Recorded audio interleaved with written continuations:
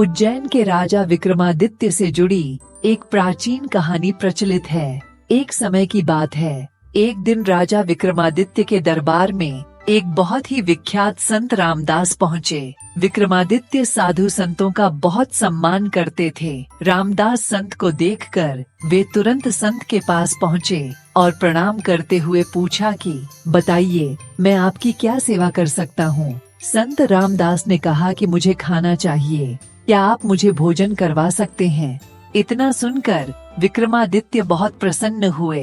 उन्होंने कहा, क्यों नहीं, मैं अभी आपके भोजन का प्रबंध करवाता हूँ। तब संत रामदास ने कहा, नहीं राजन, मैं केवल वही भोजन करूँगा जो भोजन आपके हक का ही हो। ये शब्द सुनकर विक्रमादित्य हैरान रह गए। उन्होंने पहली बार सुना था हक का भोजन। राजा ने संत से पूछा कि कृपया बताइए कि ये हक का भोजन किसे कहते हैं। संत ने राजा से कहा कि आपके राज्य के अंत में एक बूढ़ा व्यक्ति रहता है। इस बात का जवाब आपको उस बूढ़े व्यक्ति से मिल जाएगा। संत की बात सुनकर राजा तुरंत ही उस बूढ़े व्यक्ति के पास पहुंच गए। वह बूढ़ा व्यक्ति एक कुम्हार था। राजा ने उससे पूछा कि कृपया आप मुझे बताएं कि ये हक का भोजन क्या होता है। कुम्हार ने कहा, आज मेरे पास जो खाना है उसमें आधा मेरे हक का है और आधे में दूसरों का हक है। यह सुनकर राजा विक्रमादित्य ने बूढ़े व्यक्ति से पूछा, यह क्या मतलब है,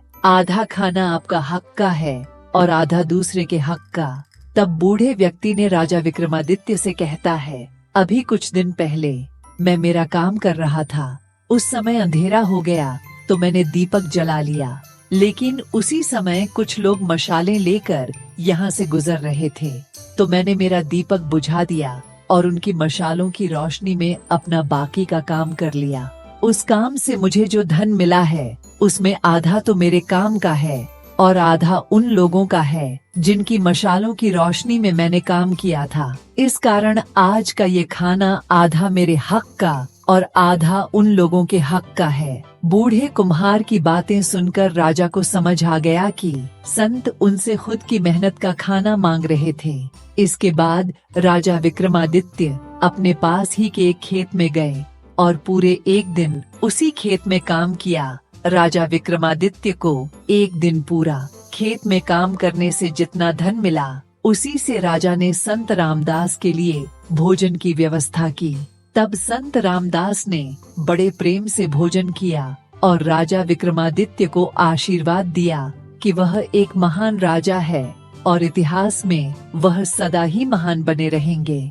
आज की कहानी से हमें यह प्रेरणा मिलती है, हम जब भी दूसरों की मदद से कोई काम पूरा करते हैं तब हमें उन्हें उनके काम का श्रेय जरूर देना चाहिए। दूसरों की मदद के बदले हमें भी उनके लिए कुछ न कुछ जरूर करना चाहिए। तो दोस्तों, कैसी लगी आपको आज की कहानी, हमें जरूर बताइएगा और कमेंट में अवश्य ही हर हर महादेव लिखिएगा। और ऐसे ही नई वीडियो पाने के लिए हमारे चैनल को सब्सक्राइब कीजिए और इस वीडियो का लाइक कीजिए। धन्यवाद दोस्तों।